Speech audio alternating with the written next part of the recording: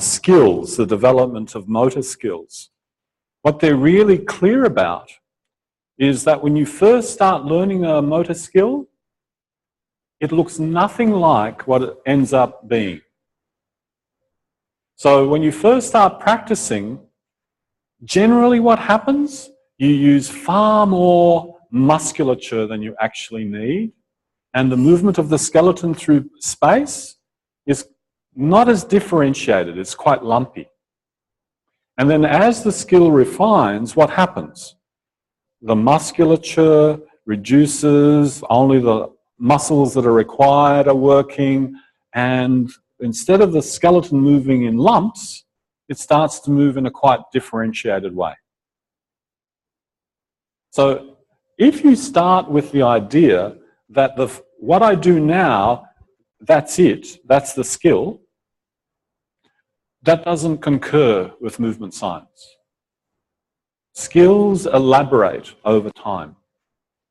And I don't know how Feldenkrais found this out, by reading or discovering it by himself or whatever, or maybe from his experience of judo.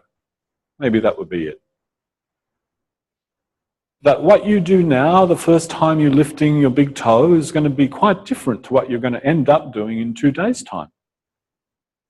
So if you keep that idea in mind, that things grow and develop and grow and develop, and what you end up doing will be quite different to what you initially started with.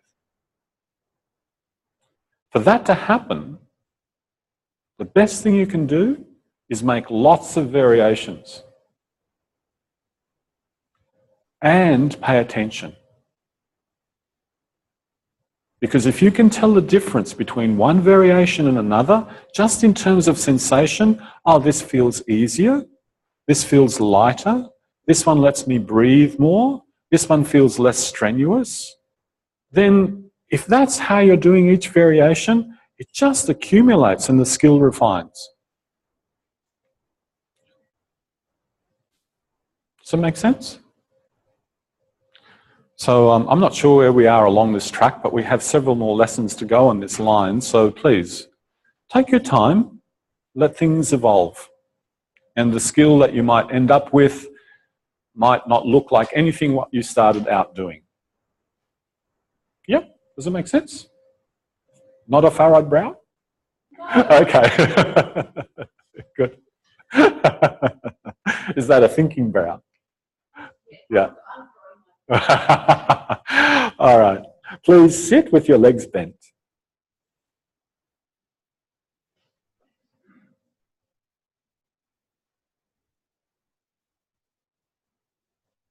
Hook your right big toe. Lean on your left hand with your left hand on the floor behind you. And lift and lower your foot a few times. Nice choice.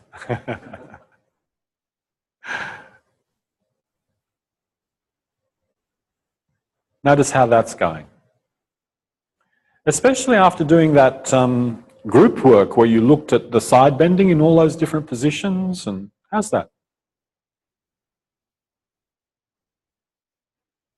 And now a few times take the knee to the inside of the arm and take the foot backwards to your right. If you can, put the foot on the floor.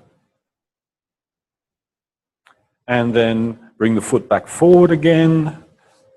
Flip the arm to the other side. Take the foot around to the left.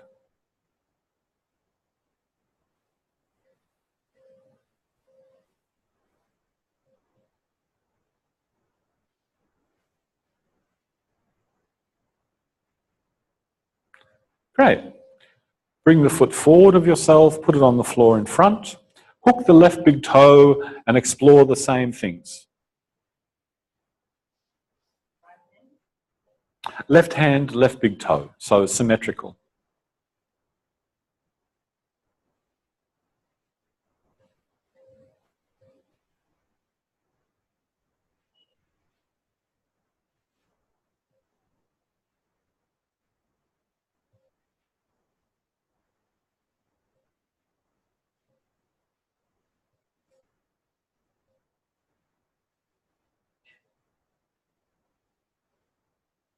Yeah, that's it. Nice.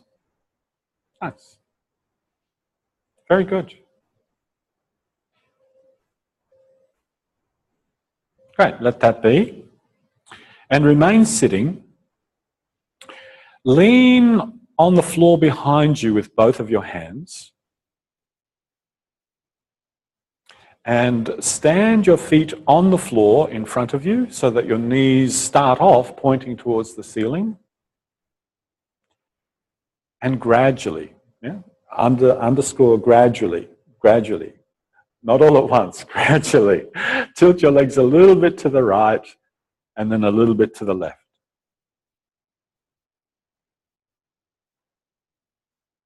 And as you make that movement, you can see with your eyes, and maybe you can sense with your senses, whether or not there would be enough space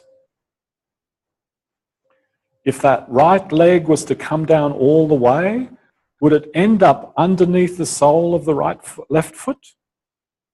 And if that left knee was to come down all the way, would it be able to touch the floor somewhere underneath the sole of the right foot? And arrange your legs so that could be possible.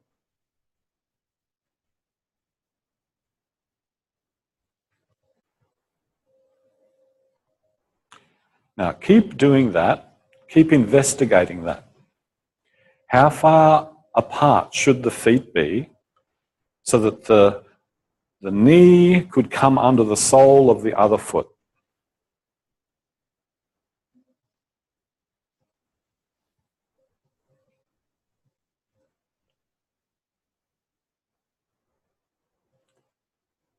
And notice, do you stay leaning on the floor with your hands or not?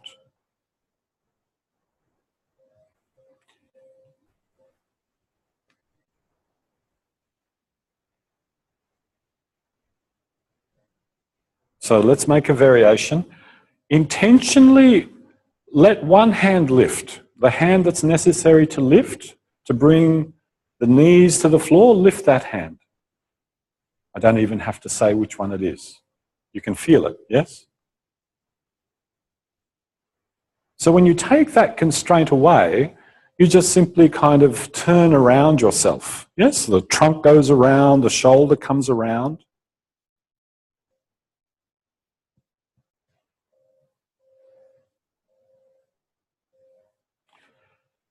And now let's make the other variation, which is please remain leaning on both hands. Yeah. Please remain leaning on the floor behind you with both hands and find out, what do you need to do with the rib cage, with the spine, with the shoulders, with the head, especially the shoulder blades, to allow the knees to come closer to the floor while still leaning on the floor with both hands. You see, you can do it. That's not what you started to do. Yeah, now you're totally capable of it. That's good. Are you leaning on the floor are you leaning or do you lift? I slide. Yeah, your bum slides. That's okay, most people's. But see, you stopped leaning. Yeah. Yeah, once again, your hand lifted and slid forward. Because if you're leaning on the hand, the weight of your body going through the struts of the arm into the floor will not let you slide your hands. If anything, your bum will get further and further away from your hands. Some of you might have discovered that already. Oh my God, continental drift.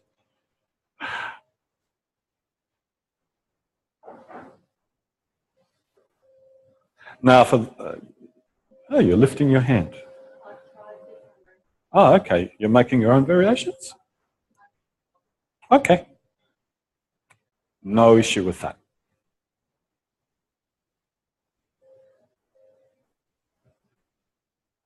Please rest a little bit.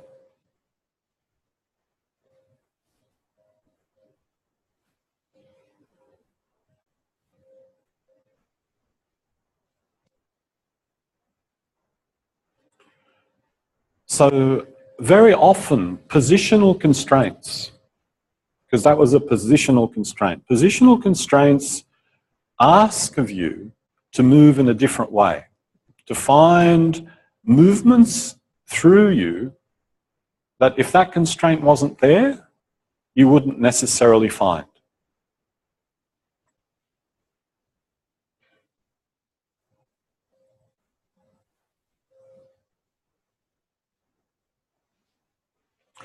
Please come up to sitting. Sit in that same position, leaning on the floor behind you with your hands.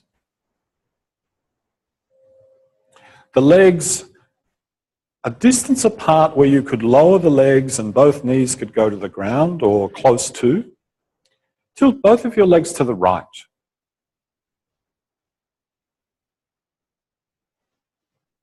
And come to the middle. And now tilt both of your legs to the left.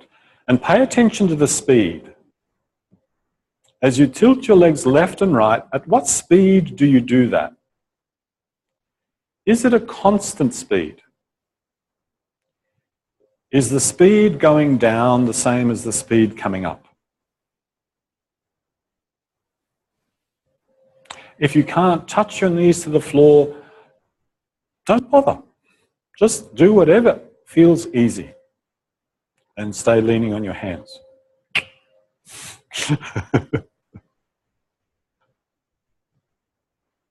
Now, make a timing variation. Could you go down slowly and come back to the middle fast? And then go down slowly and come back to the middle fast. And the distinction between the two is that you recognize that one is slower and faster than the other. It doesn't mean supersonic.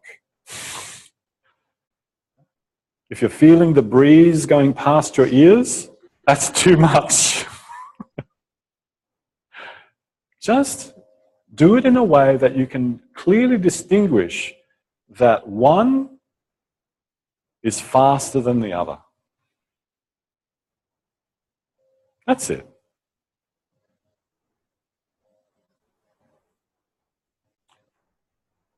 Now, when you move fast to the middle like that, notice, where do you work from?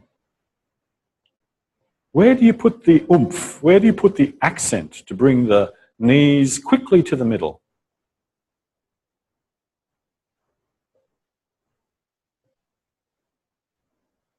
Is it in your shoulders? Is it in your abdomen? The muscles at the back of you? The muscles in the front of you? Where is that?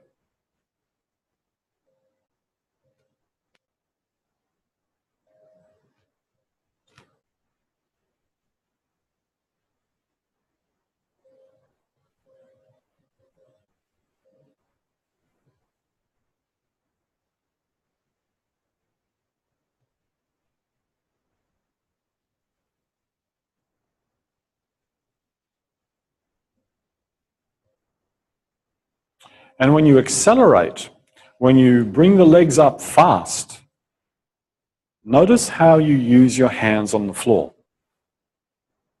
Can you feel any push happening with either of the arms?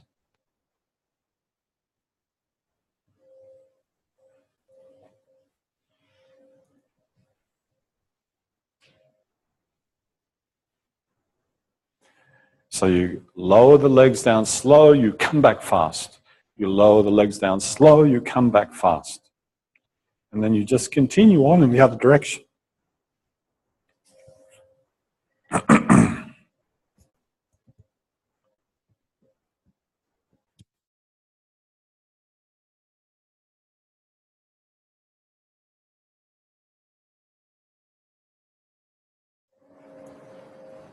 Please leave that and have a rest. Rest on your back.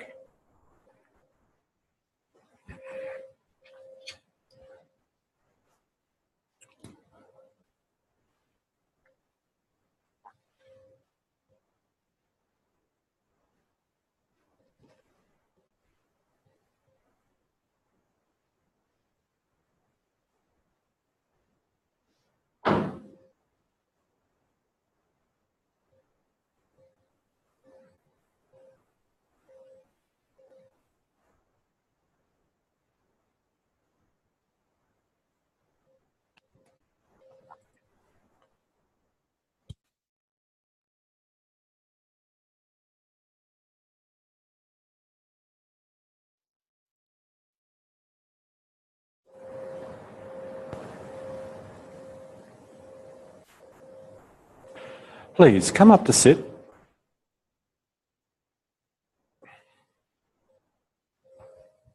Sit with your legs bent in front of you, hooking your right big toe. Lean on the floor behind you with your left hand.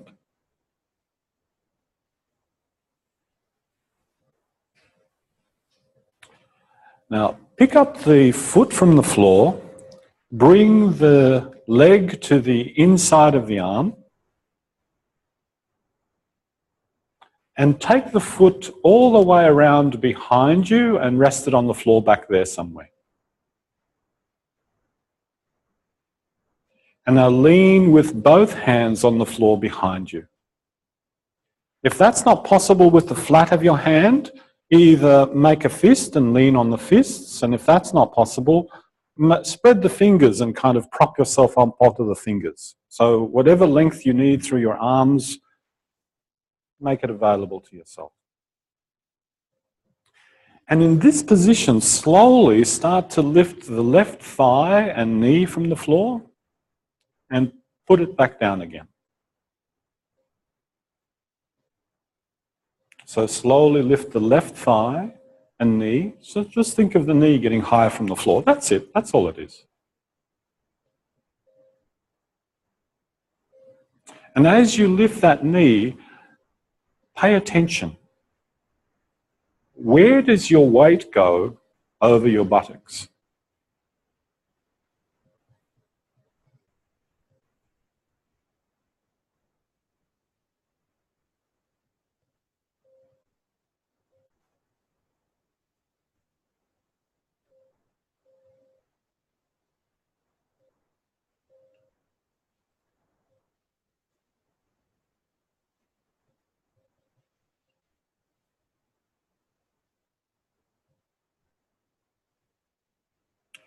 And once again, start to play around with the timing.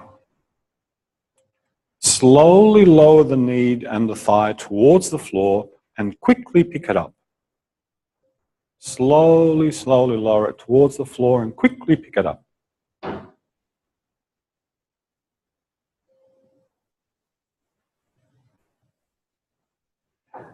And if you need to readjust the position of your hands on the floor, in other words, you're starting to feel there's a better place for them to be, don't stop yourself from doing that. Yeah, moment by moment, based on your sensation of what you're doing, you can change.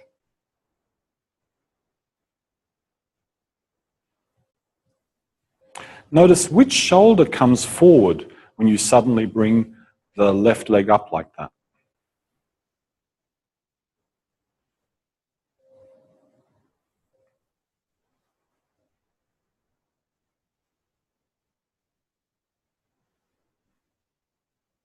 Now let's make a positional constraint.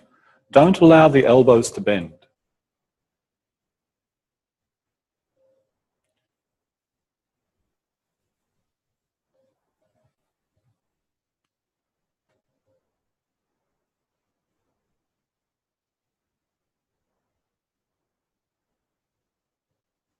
Great.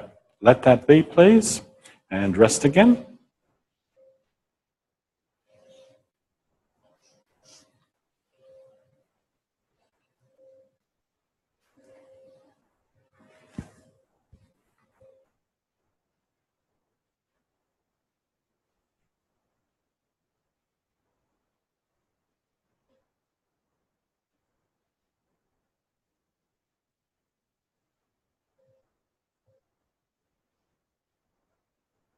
As you're resting there, imagine doing the same exploration on the other side. Imagine yourself sitting, hooking your left big toe with your left hand, picking up the leg, bringing the knee to the inside of the arm, and then just simply taking that left foot around to the left, further around to the left, further around to the left, and putting that left foot on the floor somewhere behind you. And then letting go of the foot and leaning on both hands. leaning on both hands on the floor behind, and then lifting and lowering the thigh, calmly, easily, attentively. Imagine what parts of yourself will be involved, where your pelvis will be shifting.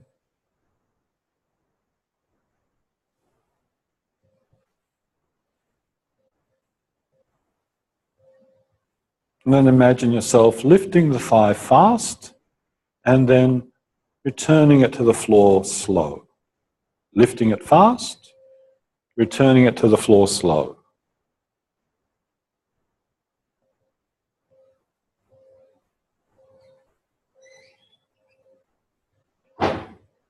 And please go ahead and explore what you've just imagined.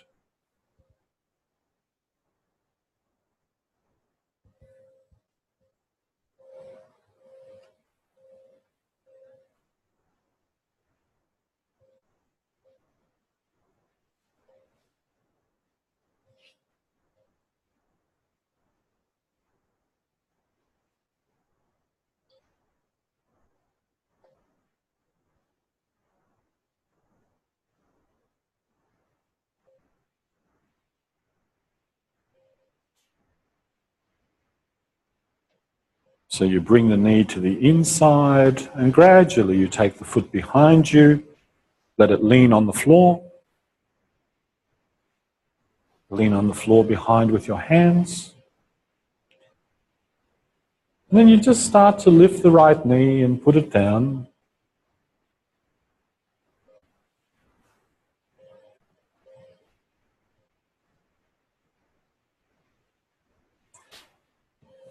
And the thing to notice is this just the movement of your leg in your hip joint? Because that would be one way of thinking, wouldn't it? I'm going to move the leg in my hip joint and move nothing else. Try that. And some of you are quite capable of doing that, yes? Yeah. And then ask the other question, or is this a movement of my leg expressed through the movement of the whole of myself? And when you ask that question, do you get a different result? In terms of not only the movement, but the way it feels.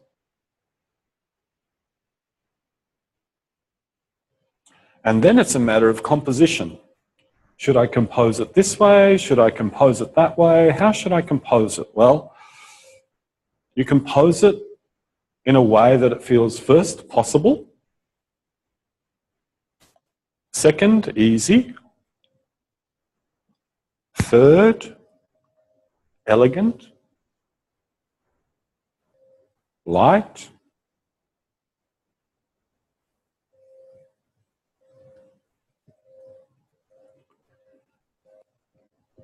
and then lift the thigh fast and then put it back slow. Lift it fast, put it back slow. Fast, slow. Fast, slow.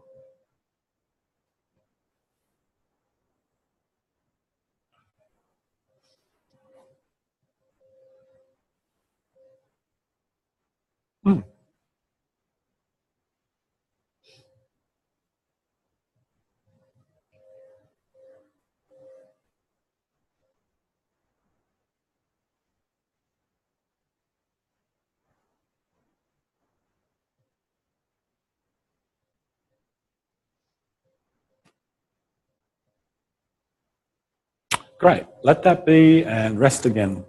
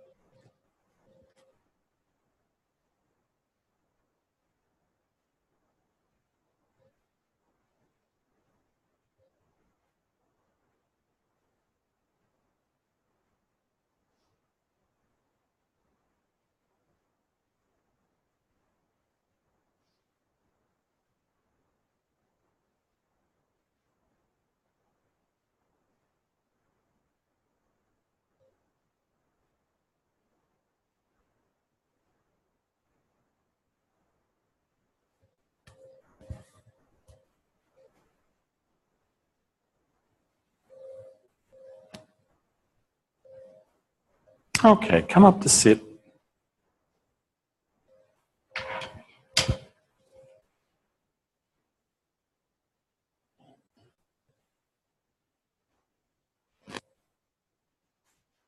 Sit with your legs bent. Lean on the floor behind you with your right hand. Hook that left big toe with your left index finger, or your sock, or your imaginary long index finger, whatever it is you're hooking it with. And now lift the foot from the floor and take it all the way around to your right. And find out how close to your right hand can you place your left foot? How close to your right hand can you place the left foot? And then come back. Just that. And notice, what stops you from getting closer?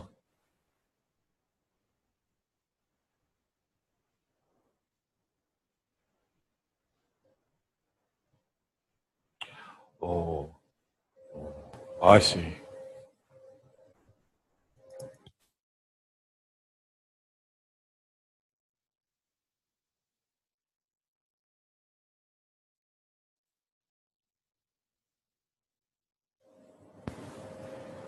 Great. Now, put your left foot on the floor as close to your right hand as possible.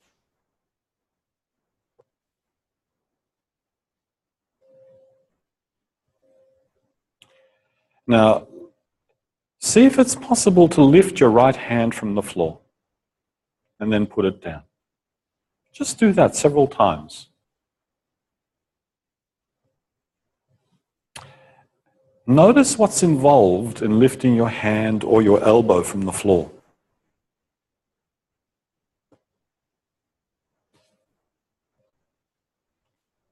Do you have to shift weight on the buttocks?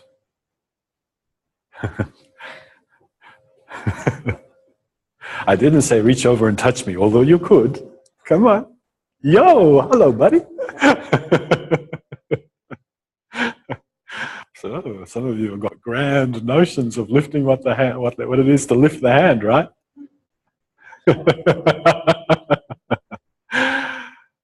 Good.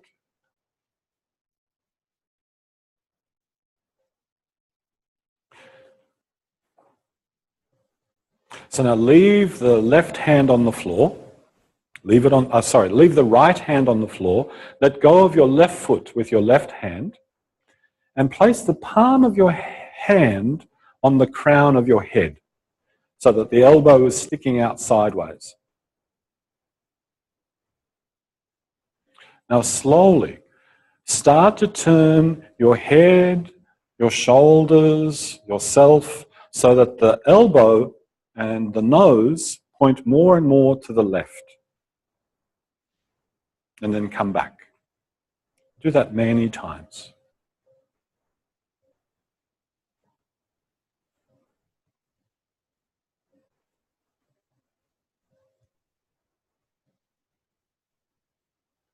Yeah, feel which buttock gets close to the floor as you turn your head and your elbow to the left. You feel how the left buttock gets closer, and then when you return, the left buttock gets further.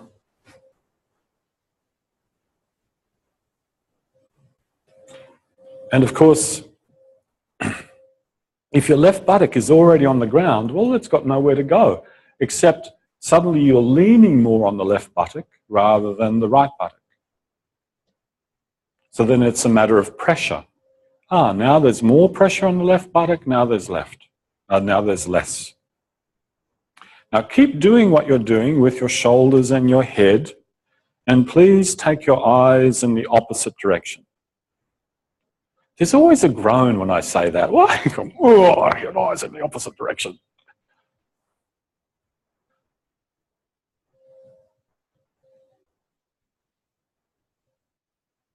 Now, if that is too much for you, just keep your eyes open and keep them fixed at a point in front of you. Keep looking at that point as you turn your head and your shoulders to the left. Yeah, that makes it easier, yes? Yeah, great. And that's already the eyes moving in the opposite direction.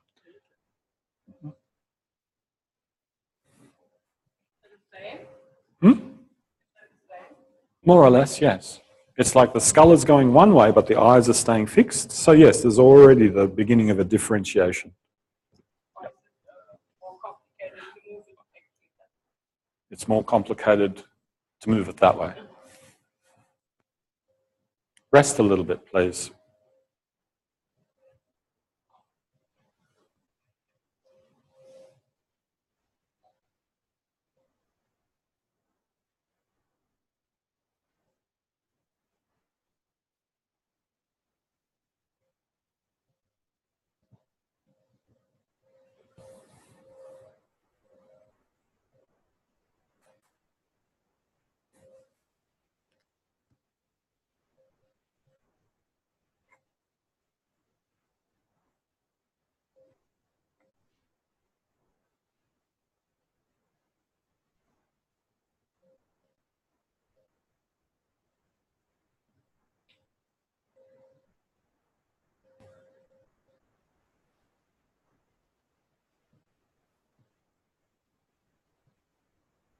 Imagine doing the same thing to the other side. Imagine yourself sitting, leaning on your left hand, hooking your right big toe. Imagine lifting the right foot from the floor. Where is your weight shifting? Underneath your buttocks. Imagine taking that right foot around to the left, bringing it closer to the left hand that's leaning on the floor, and then returning to the front. Just imagine doing that several times. And in your imagination, how close does your right foot get to your left hand?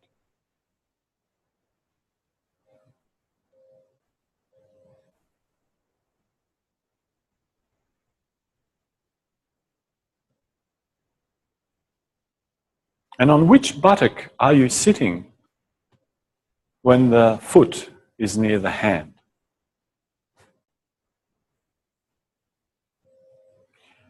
And imagine yourself lifting the left hand from the floor, just that, and putting it down. And how do you need to maintain your balance in order to lift the hand?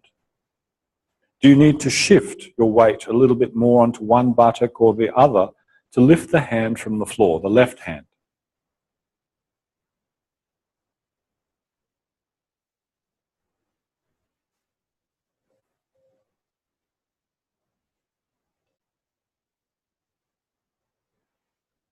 And then imagine yourself letting go of the right foot with your right hand, leaning on the left.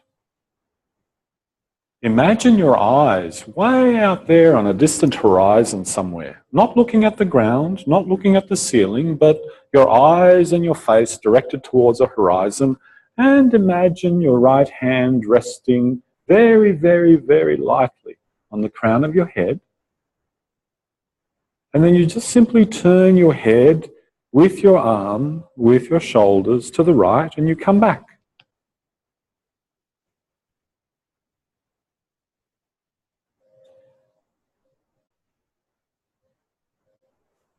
Great. So please, go ahead and explore what you just imagined.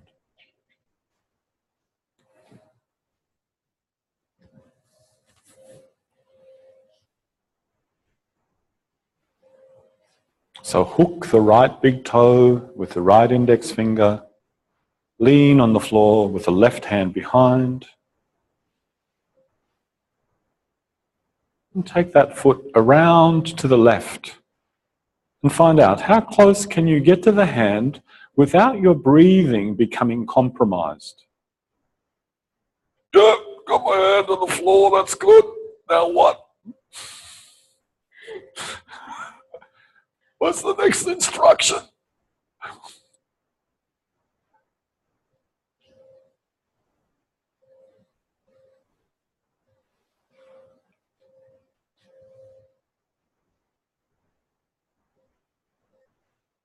next instruction is leave the right foot on the floor and start to explore this idea of lifting the hand, the ability to take that left hand from the floor without falling. Yeah. You still got hold of your right foot. Still got hold of your right foot. Yeah, still got hold of the right foot. So notice, for some of you, to lift that hand requires a shift, which means you need to find what can you do with your rib cage, your spine, your shoulders, your pelvis, to allow you to stay balanced upright without the assistance of the hand.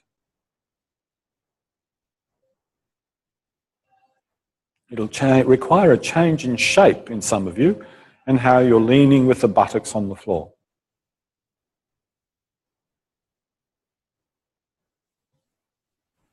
Right. So now replace the left hand on the floor, let go of the right foot with the right hand, place the palm on the crown of your head. And where's that horizon? Look out for the horizon. Where is it? So direct your face, your eyes towards the horizon, and then just scan around yourself. Turn your head, move the elbow, turn the shoulders, involve the ribs, and come back. And as you do that, notice which buttock gets closer to the floor as you go around to the right.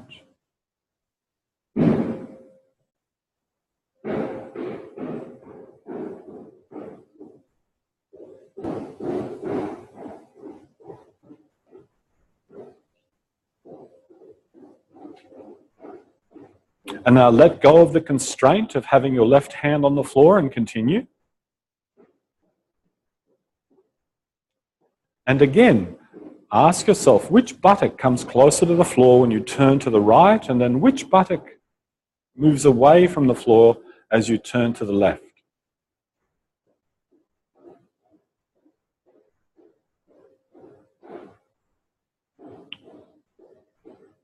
Continue what you're doing. And when you want to, in other words, when you feel ready, start to move your eyes in the opposite direction to which you're turning your head.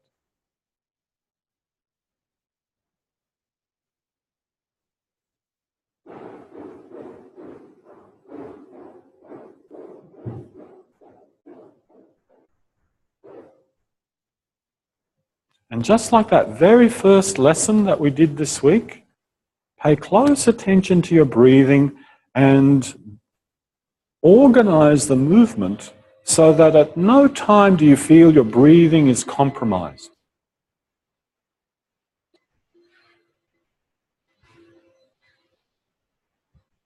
Great.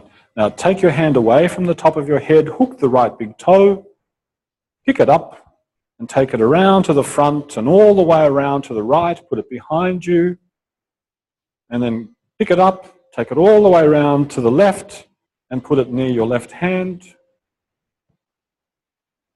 Feel how that is.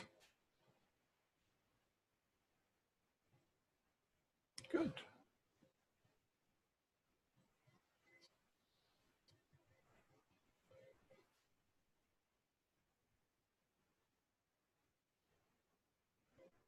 Put the foot down in front of you.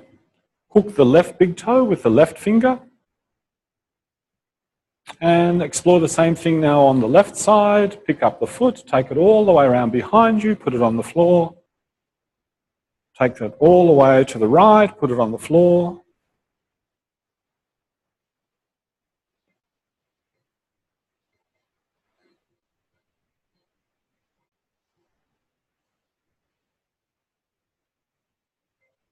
Great. Let that be. Come up to standing, feel what it's like to stand.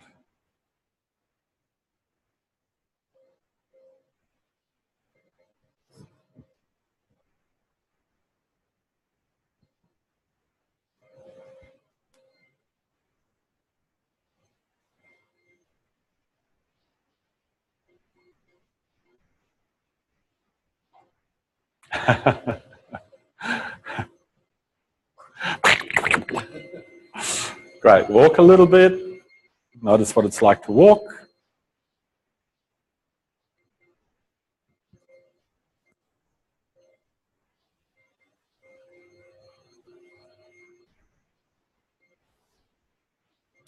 Great. Have a little bit of time to refresh yourself, say what, 10, 12 minutes, 15, something like that, and then we'll come back and we'll finish off the day with one more lesson.